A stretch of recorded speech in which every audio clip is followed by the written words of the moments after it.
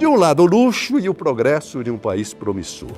Do outro, a certeza de que ainda há muito a fazer. Quem chega ou sai de São Paulo pela rodovia Castelo Branco ou Anhanguera percebe inúmeros contrastes. A cidade de Santana de Parnaíba, porém, que fica entre as duas rodovias e ao lado do Rodoanel Mário Covas, cresce de forma promissora, com bons números no Índice de Desenvolvimento da Educação Básica e com uma importante redução na mortalidade infantil. Os parnaibanos comemoram o fato de ser o terceiro território no Brasil em capital humano e o município com melhor sustentabilidade fiscal. Neste Vamos Falar do Brasil de hoje, quero entender como um administrador pode trabalhar com universos tão divergentes e receber apoio e compreensão de todos os lados. Advogado e apresentador do programa Brasil que Faz, Elvis César é um jovem e promissor político brasileiro, filiado ao PSDB, que já foi vereador de Santana de Parnaíba por 2 vezes e prefeito também durante 2 gestões, com uma avaliação positiva pelo trabalho realizado. Se puxarmos pela memória, certa vez, ao ser questionado como mantinha o bom humor e a esperança no Brasil, Tancredo Neves disse que ele tomava diariamente a vitamina P, P de poder.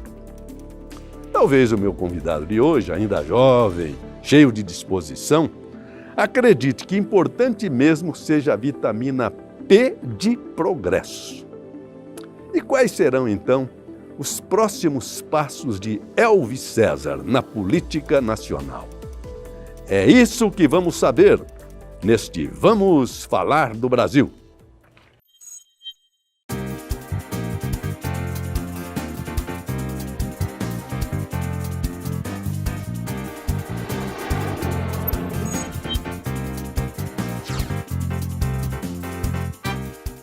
Senhores internautas e telespectadores, este é o jovem e promissor político de que já falamos na abertura do programa. Elvis César, jovem, como falei. Obrigado pela sua presença. Nós precisamos de juventude nessa política, porque eu sempre falo que o que apodreceu foi a República. E o povo brasileiro perdeu a confiança na palavra de seus políticos. Precisamos de gente nova. Muito obrigado pela sua presença aqui, Elvis. Eu que agradeço, professora. Na verdade, eu me sinto lisonjeado de participar do seu programa. É político, né? Esse já ganhou meu ódio. Elvis, a propósito, Elvis e César. Você é mais artista como Elvis ou mais ditador como César? Olha, nenhum dos dois, professor. Artista não tenho habilidade quase que zero para tanto. E ao longo da minha trajetória eu tive que constituir habilidades para conquistar as pessoas de uma forma com atenção e ganhando o crédito das pessoas de uma forma harmoniosa. Isso é. De cara na leitura do seu livro, que é Como Tornar a Sua Cidade a Melhor do Brasil, é isso? Não? Aliás, professor, eu tenho a honra de poder lhe entregar em mãos exemplar autografado. Obrigado. É um grande... Esse aqui, ó. Como tornar suas... É preciso coragem para dar um título desse. Como tornar sua cidade a melhor do Brasil. Ter coragem e lançar um título desse para o Brasil é uma ousadia. É uma ousadia. Uma ousadia que desperta várias interpretações. E ao longo de meus quase 20 anos de vida pública, eu pude perceber que no Brasil nós temos que aprimorar em gestão. E esse livro fala um pouco de construção de equilíbrio na vida, construção de carreira, de como ter gestão, boa gestão na máquina pública, nos negócios, e criamos um método, professor. referendado, validado e auditado no Brasil, no qual desde 2016 nós temos ganhado prêmios, como Santana de Parnaíba, uma das melhores, segunda melhor, terceira melhor gestão do Brasil. É verdade. Na verdade, eu já li seu livro emprestado pelo Hélio Sileyman para me preparar até para essa entrevista. Você é advogado, além de tudo, né? Eu imaginei que nós teríamos aqui um tratado teórico de administração pública, mas de cara você coloca lá, citando o Vicente Falcone, Sim. O que importa é o resultado. E criou uma coisa chamada gestão de resultados. O que é isso? Gestão de resultado, hoje, professor, eu tenho a honra de vir aqui no programa mais badalado da TV brasileira, né? E participar disso com o senhor aqui. Professor, hoje todos... Mas por que professor? Todos os cidadãos... Porque eu não consigo nem falar professor de vida, professor de jornalismo, professor de apresentação, um legado para o Brasil. Então não consigo falar outra palavra senão essa. Professor, hoje, cada cidadão desse país tem um canal de televisão. Cada cidadão desse país tem a liberdade de expressar, por meio das mídias sociais, o que ele pensa, o que ele analisa, o que ele referenda a título de gestão pública ou qualquer outro tema. E a gente verificou ao longo desses anos que as pessoas, no fim, não pendem nem para a esquerda, nem para a direita e não se preocupam muito com os partidos. O que elas querem é resultado da gestão pública. E o senhor já cita de cara que a Santana de Parnaíba é uma cidade tranquila no plano da educação, da saúde, da administração. Inclusive cita lá, é a cidade mais segura do Brasil. Como é que o senhor consegue esse paraíso em nosso país? A nossa cidade é uma cidade muito rica. Muito rica. Quando saí agora no último dia 31 de dezembro de 2020, a nossa cidade, eu encontrei uma cidade quando entrei em 2013, que tinha um déficit fiscal gigantesco, quase 100 milhões de reais em dívidas, inclusive com folhas de pagamento atrasada. E nós reestruturamos com um grande ajuste fiscal, com um impacto que foi justamente economizar e gastar bem, princípio número 1 da gestão pública. E a partir daí nós fomos construindo políticas públicas, não políticas públicas de microfone, mas políticas públicas que iam na fonte da sociedade. Políticas públicas de fila zero de creche, políticas públicas de desenvolvimento econômico, de capacitação profissional, de estruturação com asfalto, iluminação. A primeira cidade iluminada 100% a LED do estado de São Paulo, do estado mais rico dessa federação. E o que isso impacta na segurança pública? O cidadão da periferia, seja ele de qualquer cidade, o que ele quer é uma oportunidade.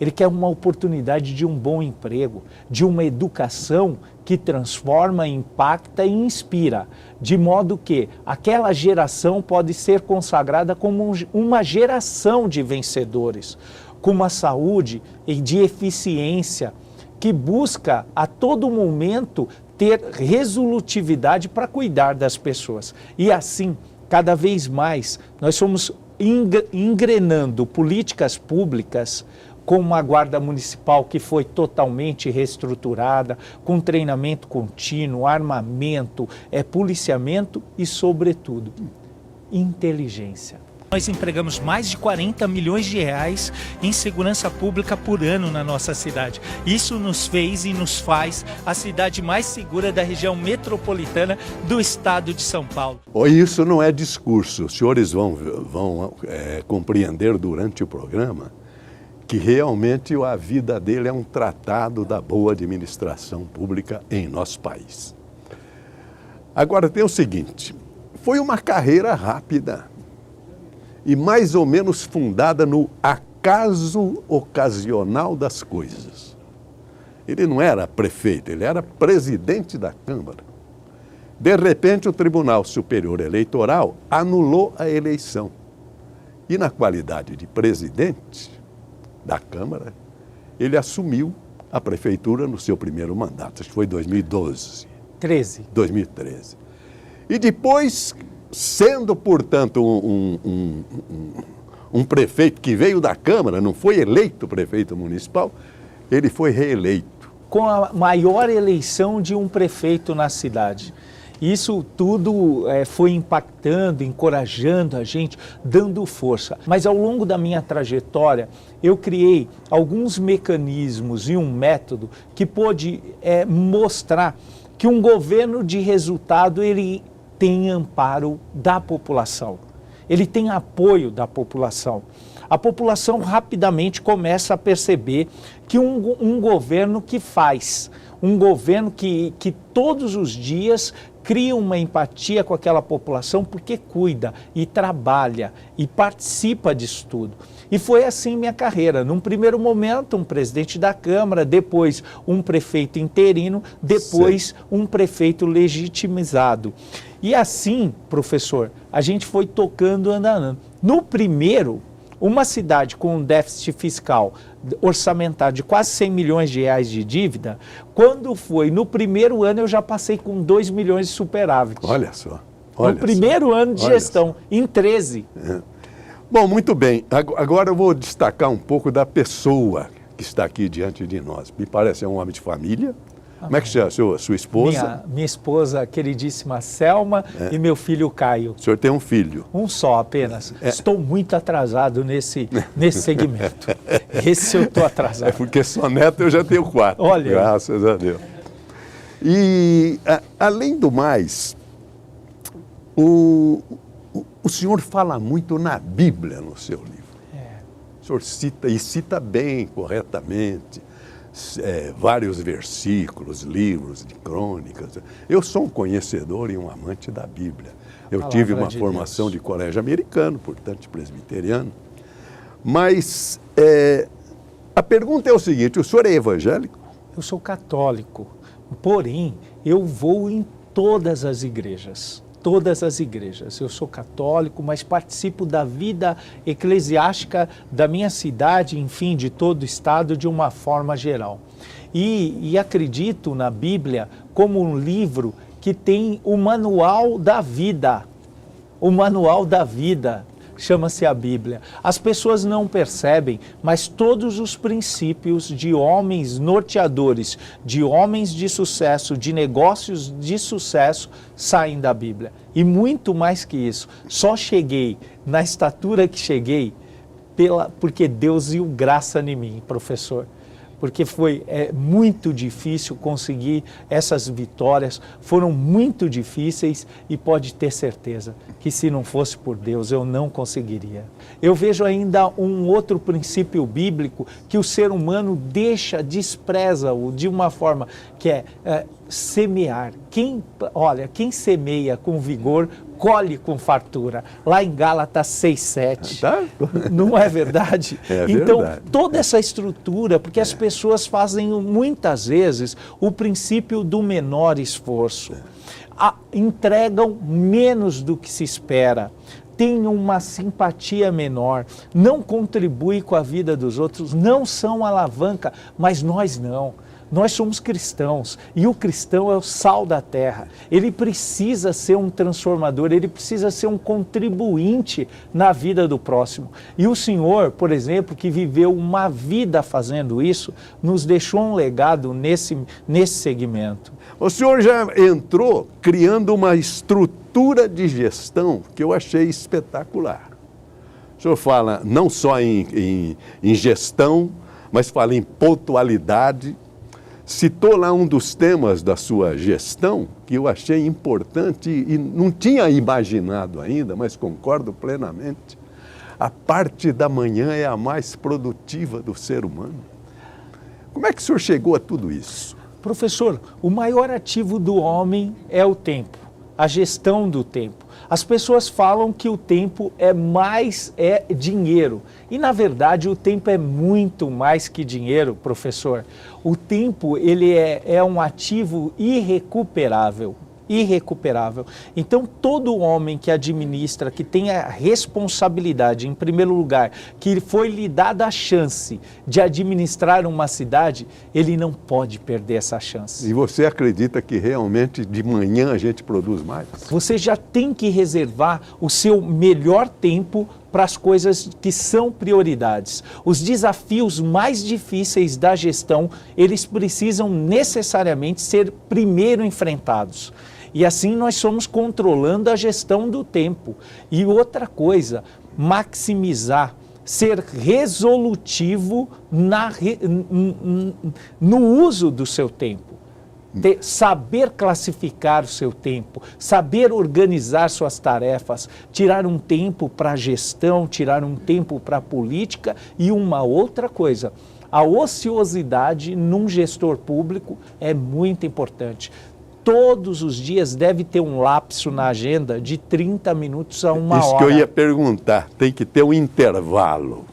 O senhor também destacou que entre os compromissos tem que ter um intervalo. O senhor adotava esse sistema? Adotava esse sistema. Óbvio que eu eu estou muito longe de ser de estar pronto. Porque o homem, ele tem que ter um aprendizado diário e contínuo. Muito longe de estar pronto, mas na construção dessa gestão eu pude verificar que se não tiver um tempo para pensar, para criar, para ter uma criatividade, para você poder pensar no que vai fazer, você passa o dia inteiro sem pensar, guiado. Outra coisa que o senhor criou, o senhor criava, sei lá, temas centrais do seu trabalho, o PDCA. Isso. Que era projetar, fazer, checar e depois festejar. Exatamente. Como é que o senhor chegou nisso?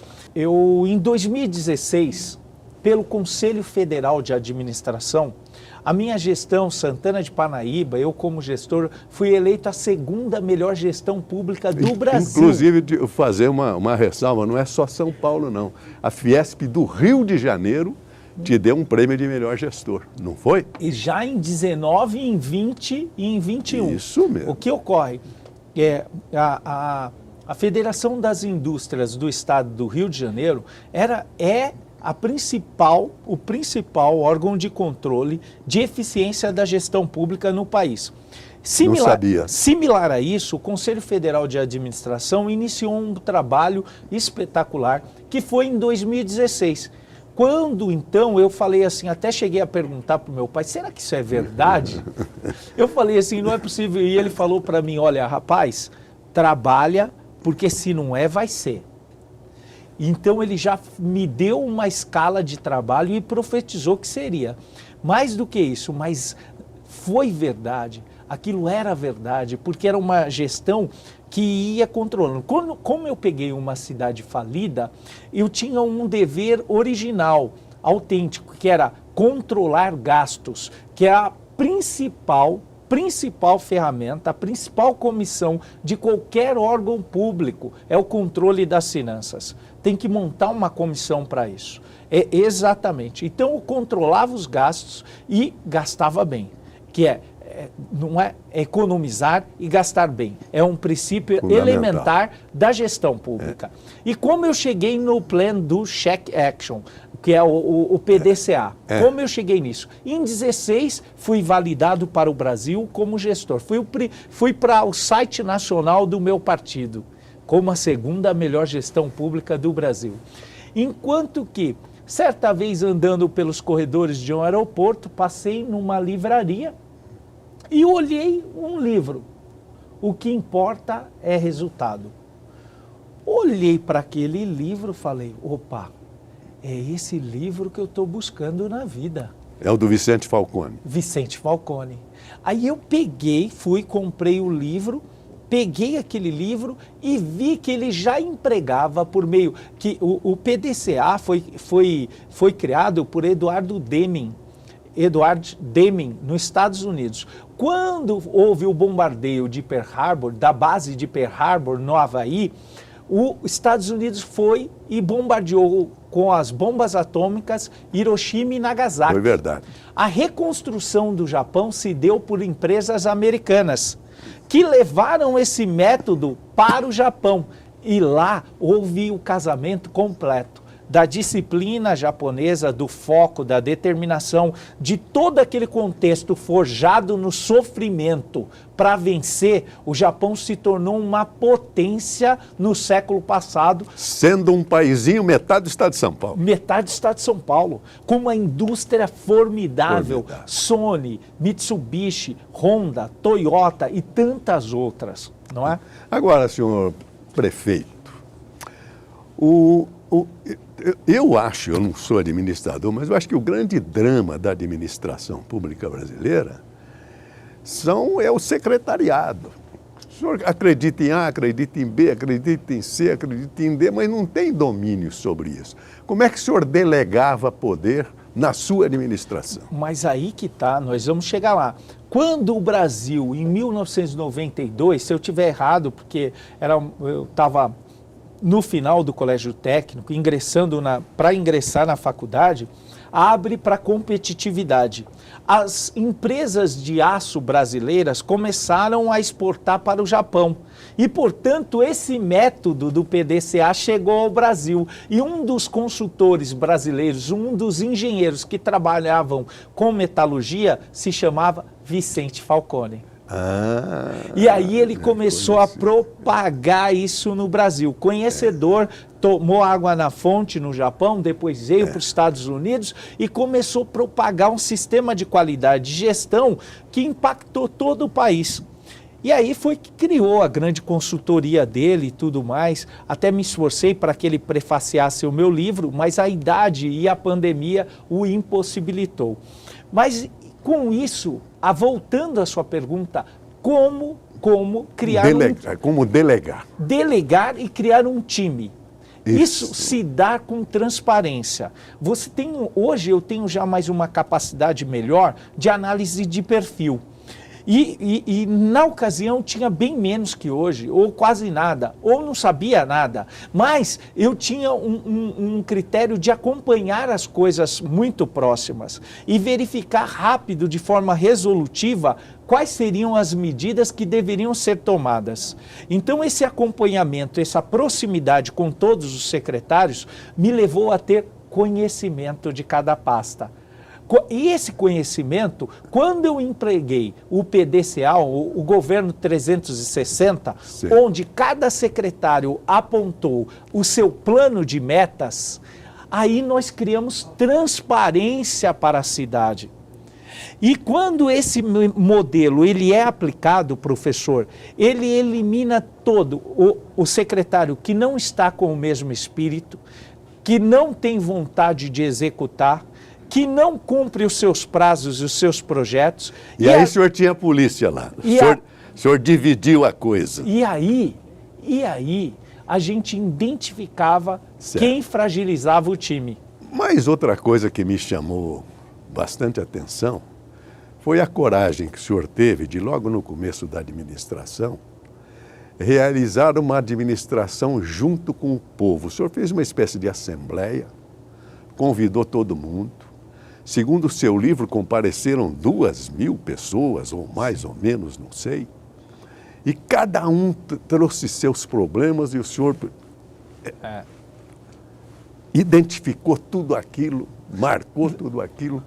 Como é que o senhor chegou a esse nível de poder dialogar com o povo e depois cumprir a promessa? Exatamente. Que é o resultado. Só que, professor Joseval, eu já tinha uma caminhada dentro da gestão.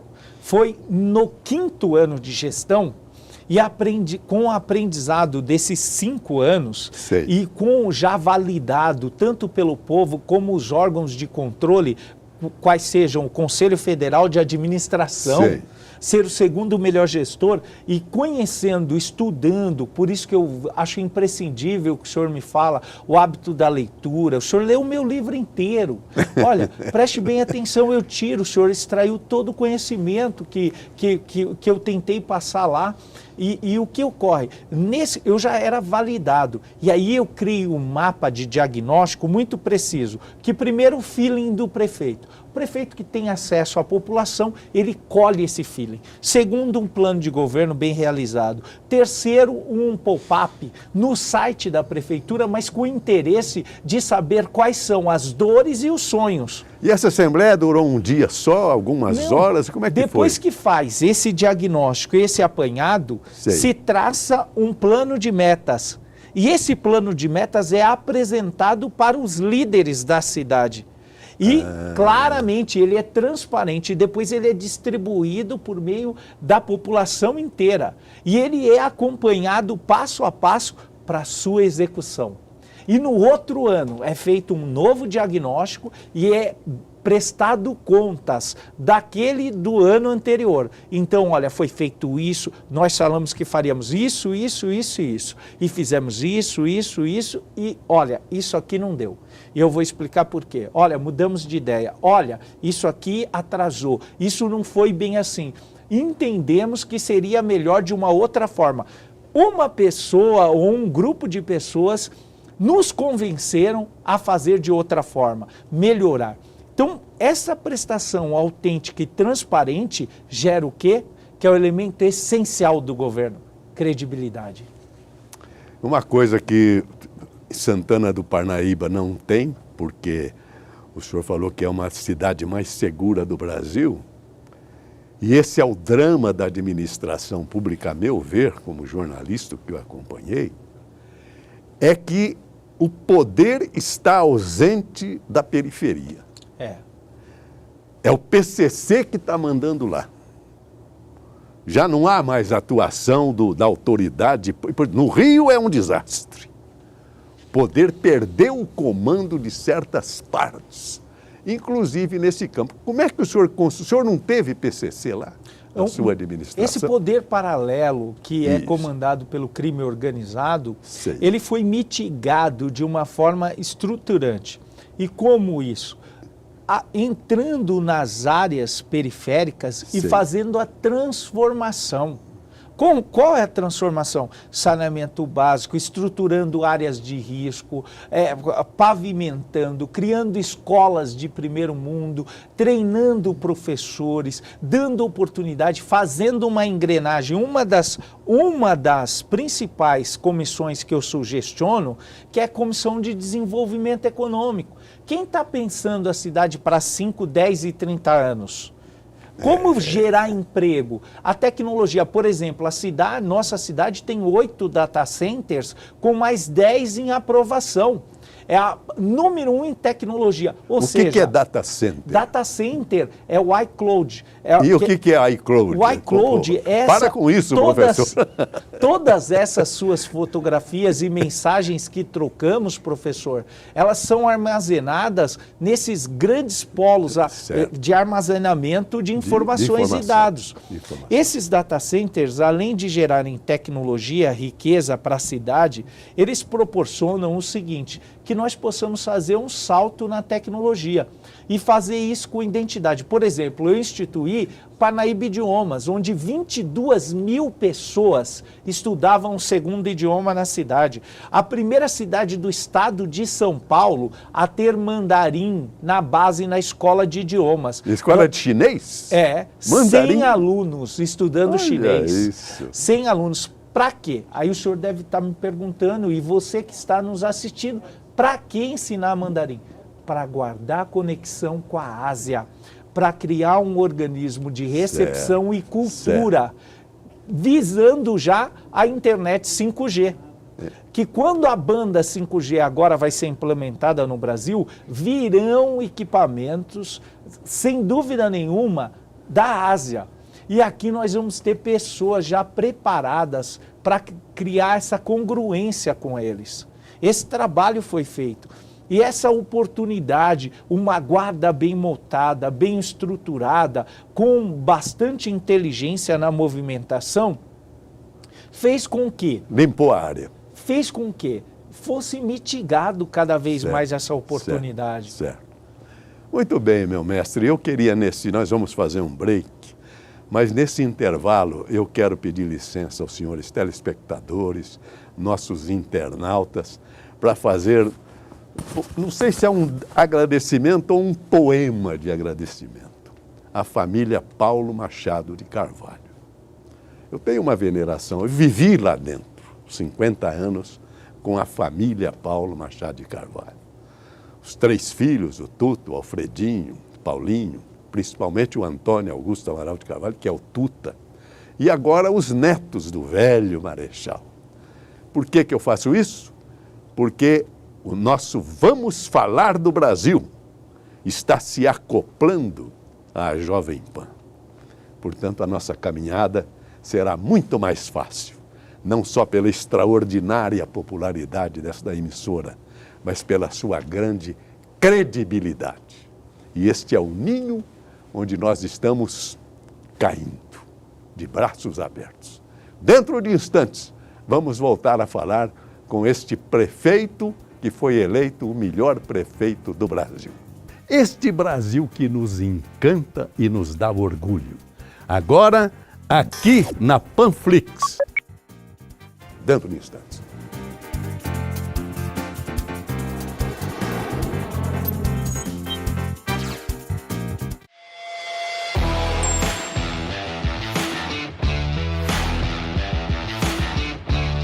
Sérgio Reis chegando.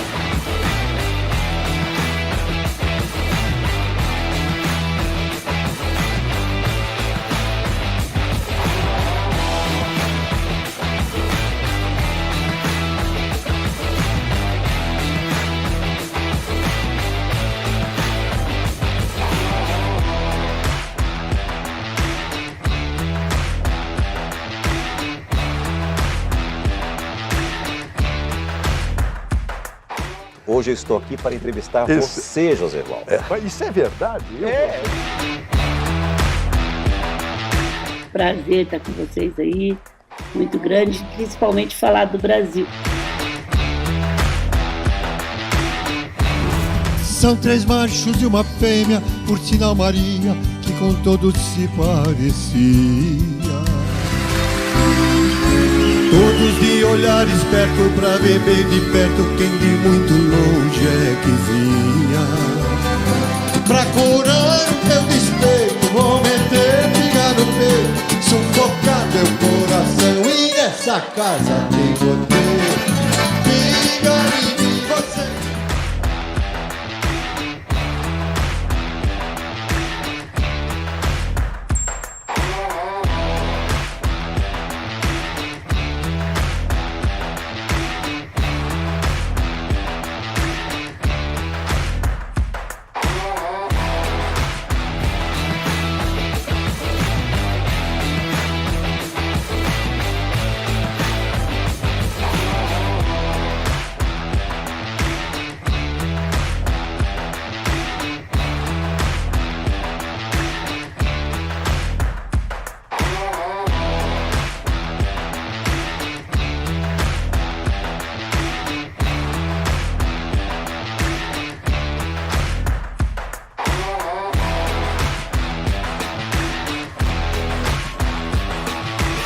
Senhores internautas, estou aqui saudando a todos os internautas e telespectadores para divulgar o nosso programa Vamos Falar do Brasil, que tem o projeto de mostrar o que é o nosso país. A primeira frase que eu usei vale até hoje: o que apodreceu no Brasil foi a República. A nação continua incólume, intacta. Nossos artistas, nossos industriais, nossos agricultores, nossas mulheres, todos constroem essa nação com orgulho e com grandeza. E com um detalhe curioso, todos os grandes nomes que aqui vieram para enriquecer o nosso programa citam uma frase impressionante: as empresas são as pessoas. Mais do que o produto, as empresas são as pessoas e se valorizam as pessoas. Por isso que eu vou mostrar para os senhores como para nós também o programa são as pessoas. Eu vou citar as pessoas que já vieram. Veja bem, começou com o governador João Dória. Deixou o Palácio do Governo e veio aqui para abrir o programa Vamos Falar do Brasil. José Walter, você tem razão.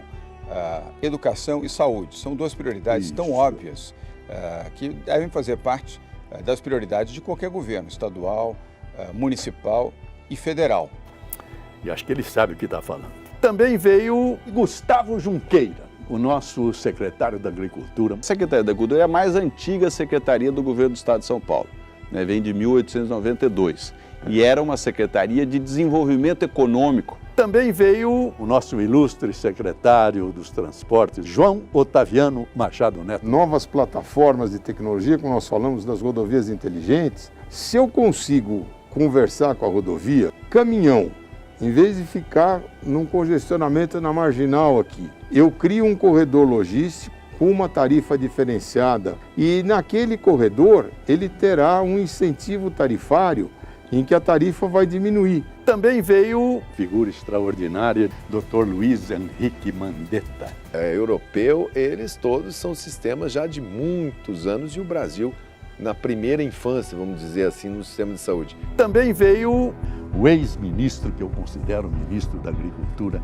Roberto Rodrigues, que vai nos dar um show da história da vida e da natureza. Daqui a pouco vão ter colhedeiras andando na roça, colhendo 3, 4 colhedeiras manejadas por um único operador no escritório, via satélite.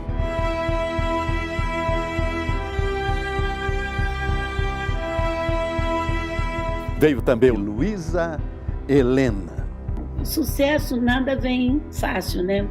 E ninguém tem sucesso, você está de sucesso. Também veio Raquel Sherazade. José-Val Peixoto. Muito obrigado pela sua presença. Muito obrigada Raquel, pelo convite. Essa é a primeira entrevista que eu dou depois de sair do SBT Brasil. E um dia eu fui o assunto mais comentado do Twitter. Um telespectador gravou, postou no YouTube e do YouTube ele explodiu. Foi quando o SBT me chamou. Eu vim para São Paulo para conversar, sair daqui com um contrato assinado. Onde a Itália ela aumentou, né, no ano mais de 170% a importação dos nossos produtos na cadeia soja para aquele país. Os bancos já deixaram de faturar, só nesse tempo de vida do Pix, já deixaram de faturar mais de R$1 bilhão em taxas. Não sei fazer teatro, não sei fazer cinema, não sei fazer nada. Eu sou rato de televisão. Só sei fazer televisão. Então eu acho que a televisão é um grande transportador da arte, da cultura.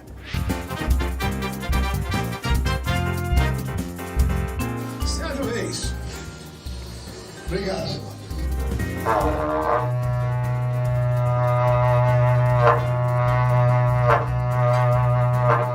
Ok, ação, vem.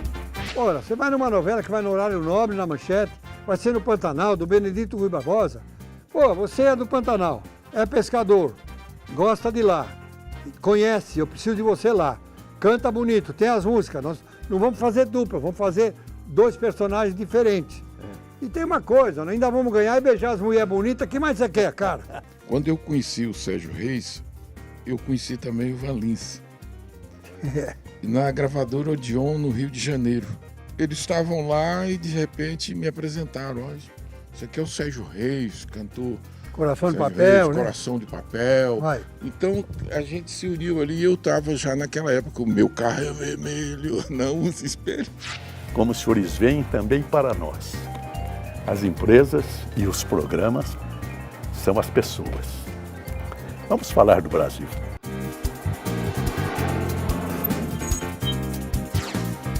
Senhores internautas e telespectadores, vamos continuar com esta aula sobre administração pública.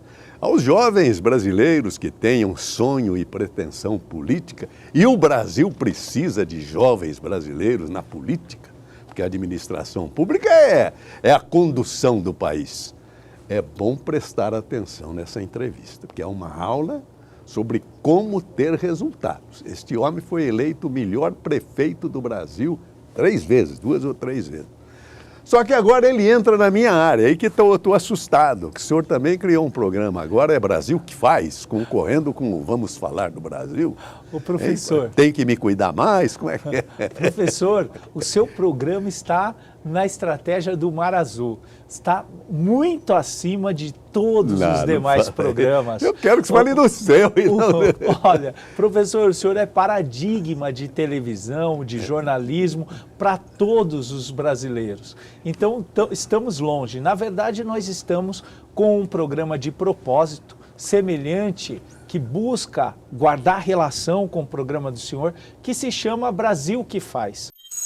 Olá, o nosso programa Brasil que Faz para todo o Brasil! E qual é o propósito disso? É impactar as pessoas a realizar seus sonhos por meio do empreendedorismo, ouvindo histórias brilhantes que eu vou ter a honra de entrevistá-lo no meu programa. Oh, será um prazer. Olha, vai ser uma honra. Eu acredito que todos ficarão muito felizes no Brasil de ouvi-lo falar de televisão, de jornalismo. Principalmente de rádio, né? De rádio, de empreender. Minha mãe era professora de inglês.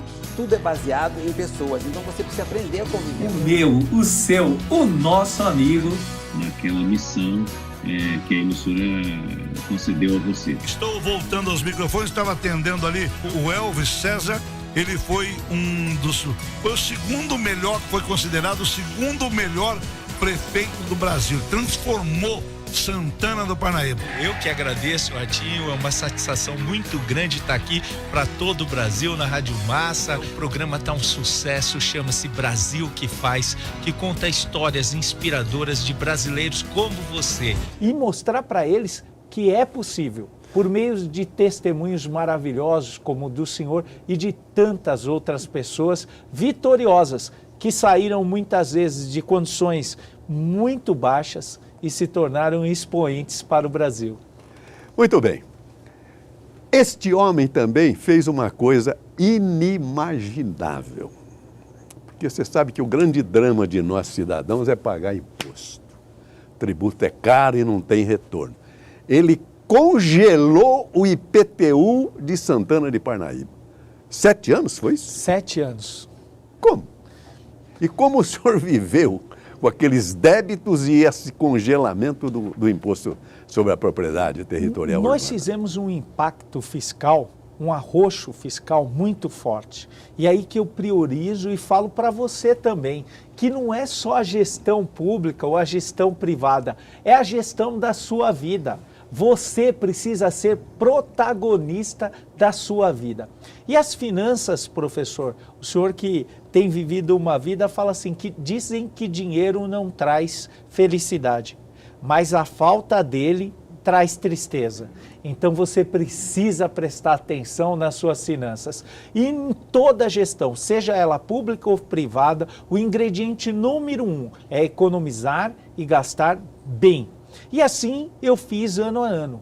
Acompanhei todos os contratos de prestação continuada, acompanhando a execução e o objeto, mitigando valores com um sistema licitatório de primeiro mundo que oportunizava a concorrência e o ganho no resultado final. Tudo aquilo que era feito por um preço foi por um preço menos algo. Então nós começamos a criar caixa com controle de despesas. Esse é o ponto número 1. Controle orçamentário, controle de gastos, delegação correta das atribuições. Ponto número 2. O Brasil precisa ter desenvolvimento econômico.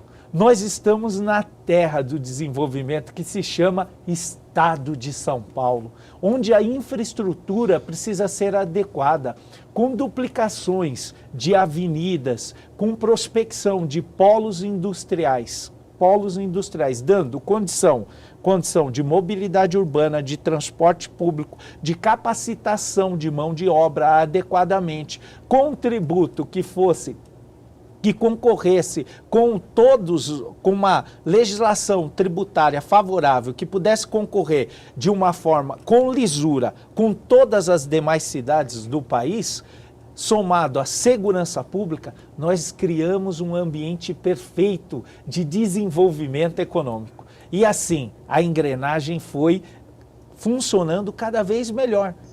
Segunda maior geradora de emprego do estado de São Paulo. O senhor trouxe empresas de fora para pelo Santana? CAGED. Pelo CAGED. Nós tivemos um programa semelhante, correlato, aprendizado com o Investe São Paulo e criamos o Investe Parnaíba.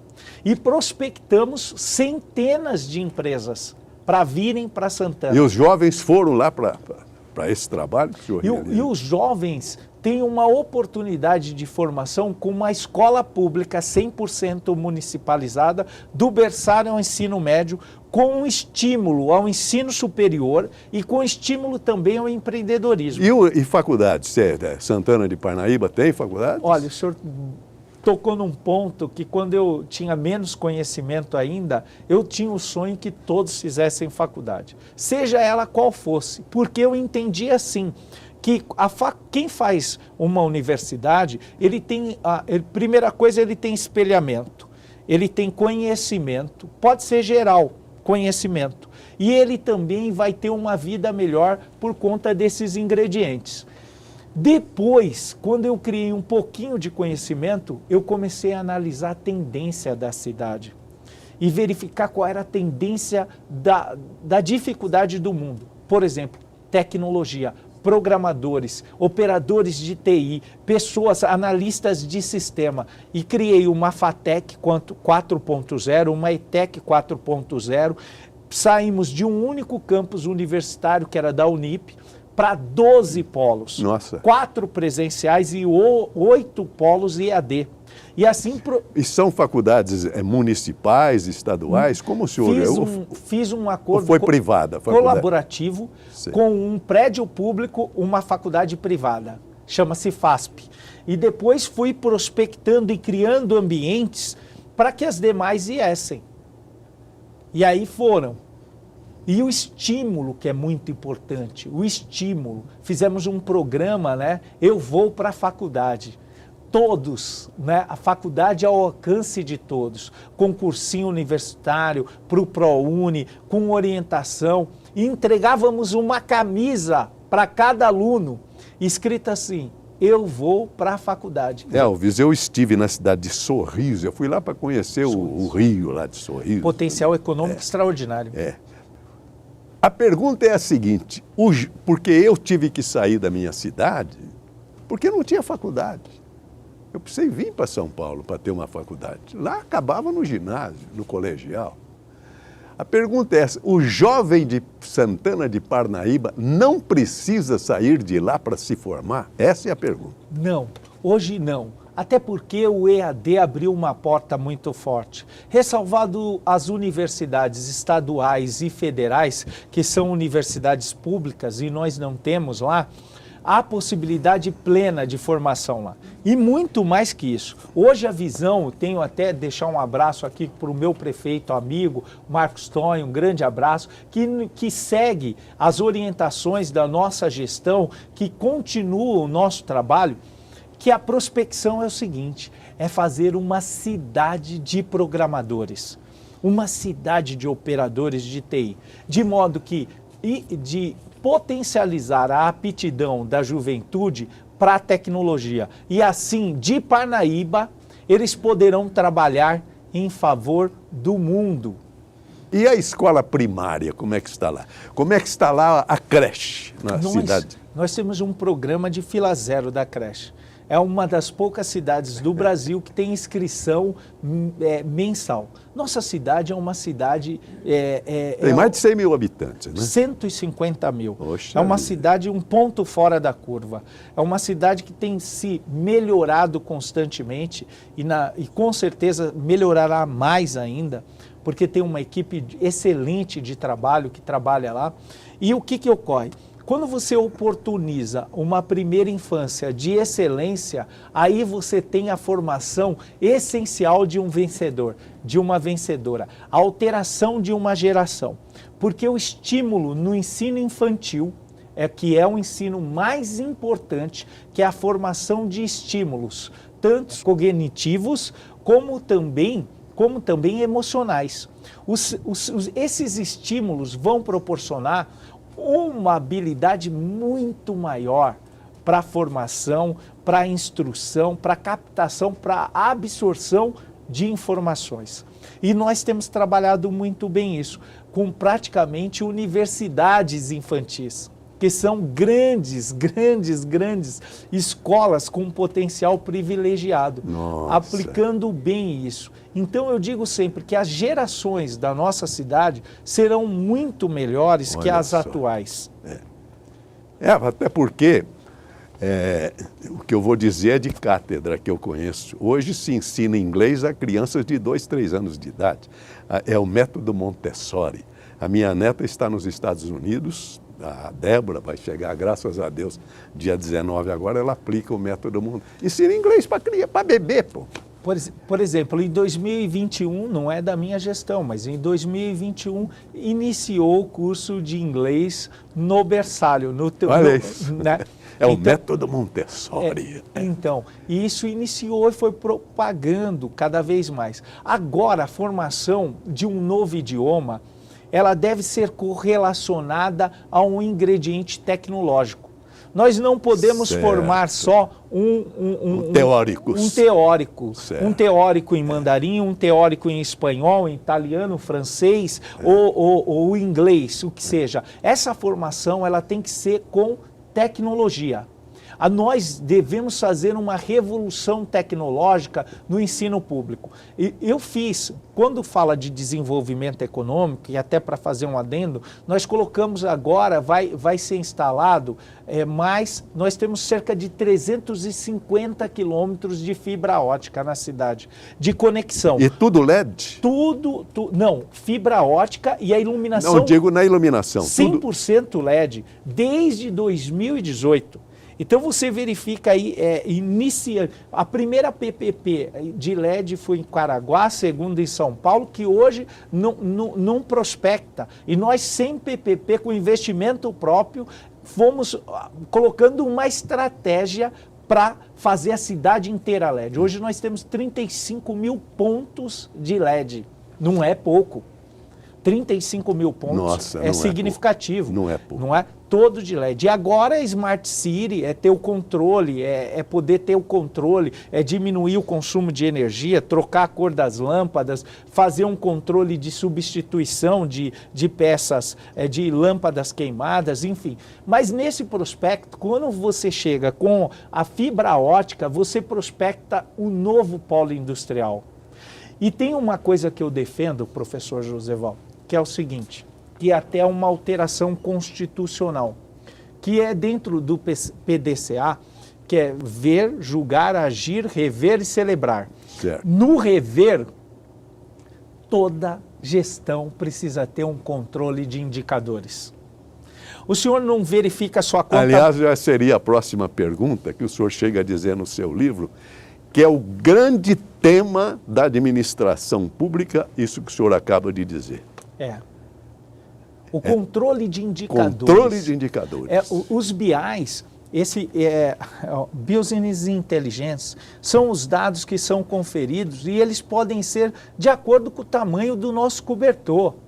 Quem tem um sistema perfeito, por exemplo, nós construímos 2 data centers públicos que fazem redundância. Se um der problema, vira a chave e o outro opera o sistema inteiro da prefeitura. Com cerca de mais de 300 quilômetros de fibra ótica, com um sistema integrado que acompanha, por exemplo, que aluno deixou a escola, qual é a média de português, qual é a média de matemática. É o grande drama hoje, hein?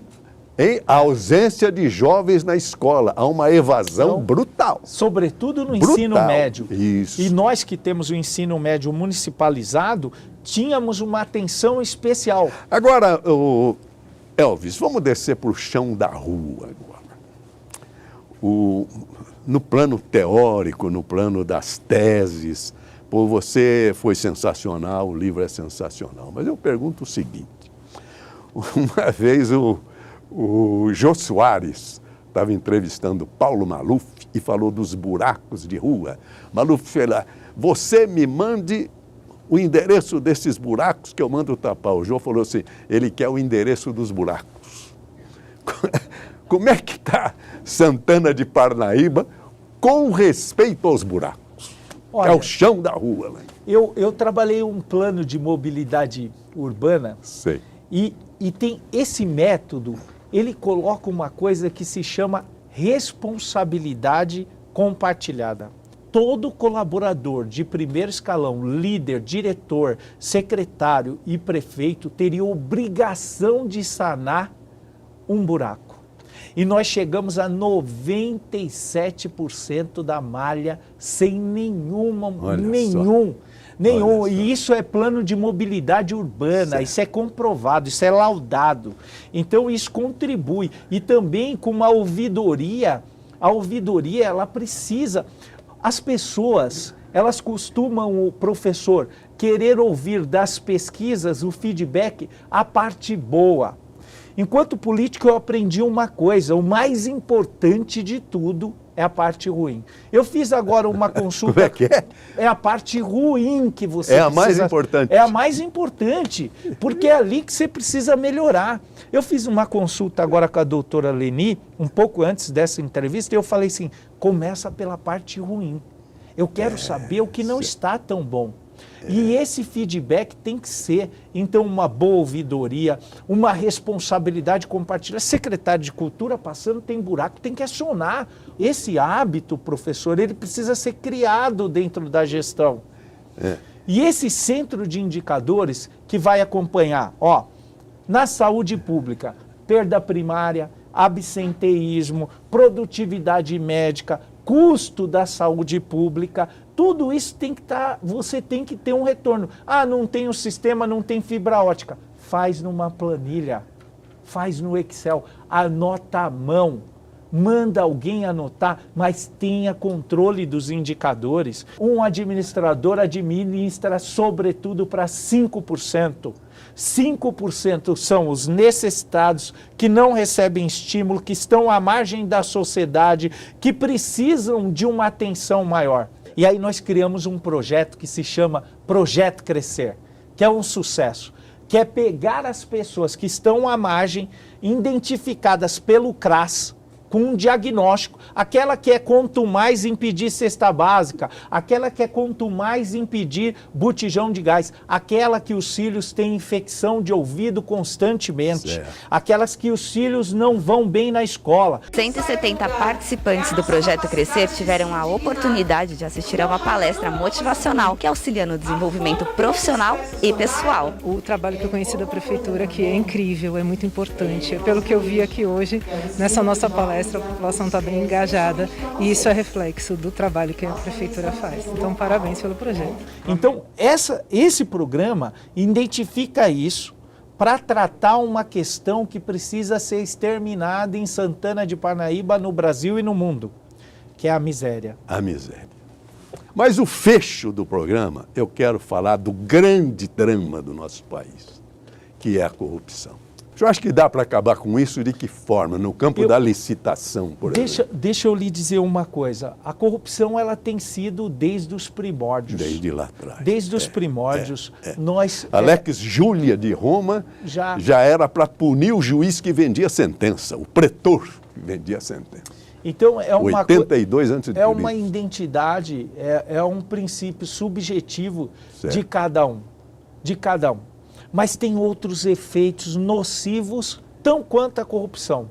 A ineficiência, o desperdício, obras intempestivas. Esses três, corrupção, ineficiência e desperdício, mau planejamento, eles corroem o orçamento público. E por isso que tem que serem olhados com lupa, para mitigar isso, e por isso tem que ter um bom time, uma montagem e, sobretudo, o exemplo do líder. Ao encerrar, o Elvis César, nós ouvimos aqui, bebendo suas palavras como administrador, e realçar realmente a palavra. Porque o político brasileiro não tem palavra. O que ele promete na campanha não é o que ele realiza. Por isso que o Brasil apodreceu no campo da administração e o político perdeu o crédito. Eu sou um fã de Guimarães Rosa. Nos seus grandes sertões, tem uma frase lá que de vez em quando eu repito. Ele diz o seguinte, o narrador do livro, né? O difícil não é um ser bom nem proceder honesto. Dificultoso mesmo é um saber o que quer decidido e ter o poder de ir até o rabo da palavra. A palavra é muito importante. E como homenagem a este homem, que é um conhecedor da Bíblia, eu encerro com o Salmo: lâmpada para meus pés é a tua palavra e luz para o meu caminho. Amém. Muito obrigado pela sua presença e desejo sucesso na sua carreira como administrador público no Brasil. E sucesso ao seu programa também, Brasil que Faz. E já aceitei o convite para estar lá para tomar um café com você. Muito obrigado, César. Professor, hoje eu realizei uma parte importante da minha carreira, que é ser entrevistado, estar lado a lado com o senhor. Então é uma gratidão, eu tenho gratidão a Deus por esse momento marcante, gratidão ao senhor por me dar essa oportunidade, esse prazer de vê-lo. Eu já estive com o senhor algumas vezes e já externei sinceramente a minha admiração e profundo respeito. Falar aqui que falar do Brasil é falar do professor Joseval Peixoto. Obrigado. Muito obrigado. E Deus falar abençoe. do administrador Elvis César. Muito obrigado também ao meu diretor, né, o Hélio Sileman, que abriu esse programa e essa oportunidade de estarmos aqui. Ao nosso? Ao nosso, é. O que nós fizemos aqui foi uma entrevista horizontal. Depois de montado, vira cinema.